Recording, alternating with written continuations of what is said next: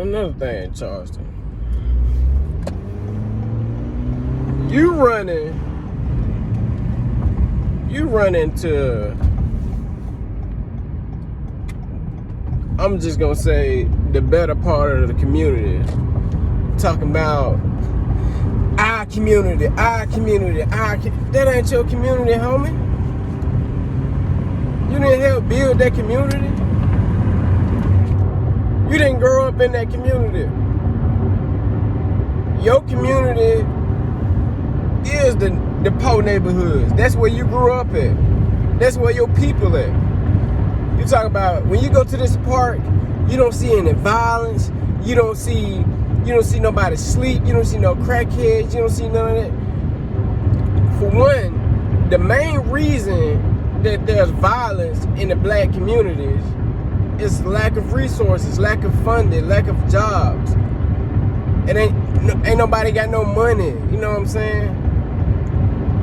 Like I say all the time, if you for the community, what you would be doing is trying to help bring jobs to the community. That's all I'm saying. And you love to talk about the pink-toed white boy this, white boy that. Can't no white boy stand fake, man. Fuck Vlad. But as soon as Vlad call you and say, hey, get your ass over here and come do an interview, you bring your ass over there and go do a fucking interview.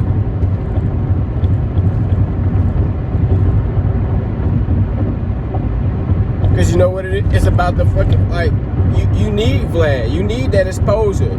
Charleston, you are addicted to attention, man. Like, you're addicted to attention. Like, you clout. I don't like to use the word clout chase, but that's basically what you do. You stir up a whole bunch of shit and sit back and watch flies and maggots and shit grow from it. Like, it's crazy to see another black man who grew up in the fucking ghetto get a little bit of money, matter of fact, it ain't your money, it's your wife's money. Now, have y'all ever thought about why this man never showed his wife?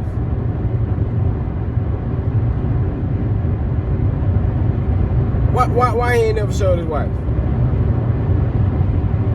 Man, I'm telling y'all, big homie. The nigga got a goddamn nigga wife. You know what? I ain't gonna disrespect the man's wife. I ain't even gonna say that. But the moral of the story is, big homie, like you didn't work hard for the shit that you got, man. You living off the fruits of your wife's labor, man, and you down in the black community, people that still poor because they haven't found their blessing yet, or some people may never get out of the ghetto. Some people are complacent to what, staying in the hood, or staying in the community that they grew up in. Shit, I know people to this day that got money but would rather build up their own neighborhood instead of running across town to where the white neighborhood. They rather build a nice house and in the neighborhood that they grew up in to bring value to their neighborhood. Shit. But like I said, man, instead of talking about the problem, do something to solve it. Especially if you call yourself a community activist. Like, I don't get it. You do anything, as long as you can get $1 out of it, Charleston, like you jump on it, bro. And this all you doing this shit for, this clout chasing shit, this talking about another man. Like and you talking about I'm getting interviews here, I'm booked over here. You ain't booked. You know why you getting booked?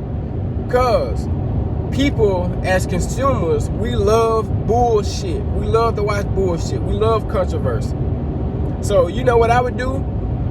If I was a blogger, yeah, I get Charleston on my show. Let's get Charleston on my show, because I know he gonna say some stupid shit, something to piss some people off, and people are gonna come watch it, and I'm gonna make more money off of it. It ain't because they like you. They're not embracing you. They're not laughing with you, motherfucker. But you so caught up in the hype and the bullshit, you can't see that. You said something about, man, fuck no jumper, man. Why would I go over on that white boy? He ain't even, and then he a dirty white boy. You mad at no jumper because he interviewed Anthony Dewberry and not you. You wanted to go on that show with Anthony Dewberry, but nah, they didn't want you. They wanted him, and that's why you mad at him. Man, you are contradicting. Like I said, and I got nothing. I hold nothing against you, big homie. Like I hold nothing against you, man. Like I don't have no ill will towards you. Like I just don't respect some of the shit you say, and I feel like us as a community, we deal with enough bullshit, man. We deal with so much bullshit, bro. You know what would be good if you, what's the brother name? Anthony Dewberry and OG Percy, if y'all can settle y'all differences and come together and do an interview together and, you know, talk about y'all problems that y'all have with one another. You know what I'm saying? That would be brilliant. That would be great. People would love to see that, man. You know what I'm saying?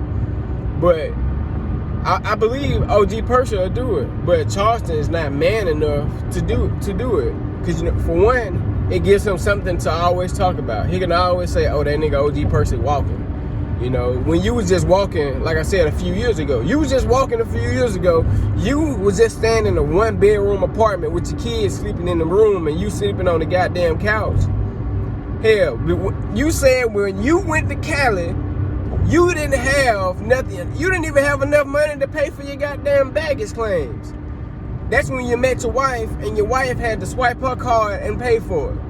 And you know what your ass seen? The beta male that you like, you seen an opportunity. You like, damn, this motherfucker got money. Let me get her number. You know, then you went to Cali and you leaned on her as a crutch until you got what you needed, and then you found out what she do. You found out how much money she made, and you like, shit, I'm gonna keep this bitch. Yeah, she got money too, cause ain't nobody gonna fuck with you. You know what I'm saying? And you like, yeah, I'm gonna fuck with her. Yeah. You went on to marry her. You married her. You don't marry her cause you love her. You married her because of the money, man. Like shit, you a nigga that ain't got shit, ain't have shit, and you run into some money, shit, you better marry her. Especially, goddamn, you ain't got shit going for yourself. But like I said, man, I'm not the type that talk down on a nigga because he meet him a woman and she helped bring him up. You know what I'm saying? Because that's what our queen's supposed to do.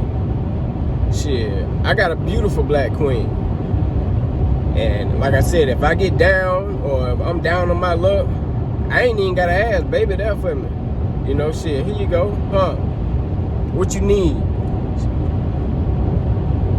What you need, you know what I'm saying? Like, man, Charleston, you can do better, man. Especially talking about the black community and how poor motherfuckers is and how poor people live.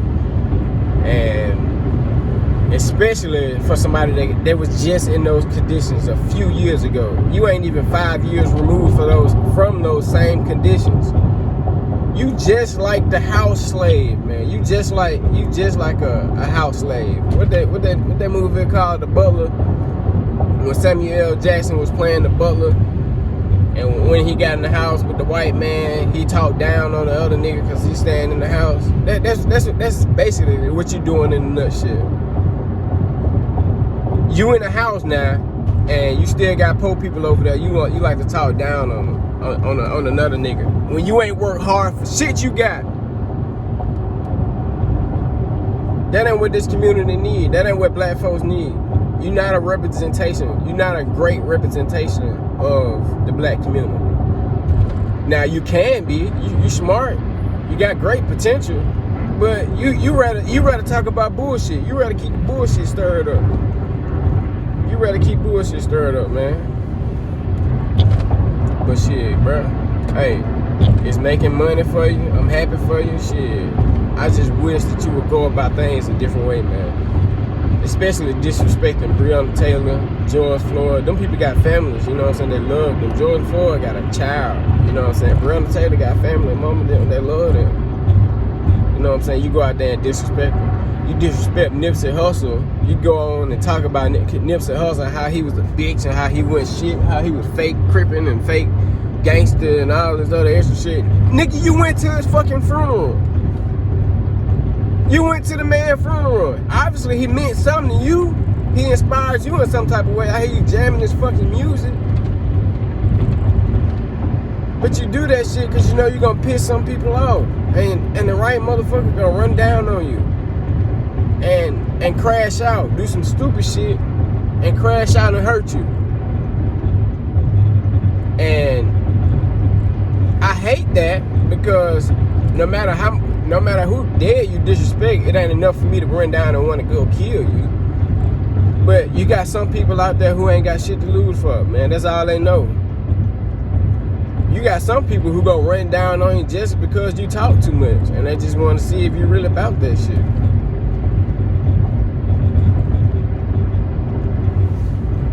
Man, you got kids watching you. You got people who look up to you. I seen you get on your show one day. A guy said, "Hey man, what's up, brother, man? You inspire me, man, every day, da-da-da." You tell the nigga, "Fuck you, nigga. What the hell you telling me? What the hell you telling another man that they inspired you for? Huh? Man, you a public figure, man. You got people who look up to you, who see things you do and gravitate to the things that you say. And you get this dude a chance to connect with you, and the first thing you do is say, fuck you. The fuck? Man, come on, man. Come on, man. You gotta do better, big white. You gotta do better, nut, C-nut, whatever you want to be called. You gotta do better, man. And I know you got a son and a daughter. You know what I'm saying? And like I said, man, I commend you for being a father, man. Shit, we need that in this community. But you got other kids out here who watching you and who watching how you act, who don't see you off camera, who don't know that that's not how you act all the time, who don't know that that's an act.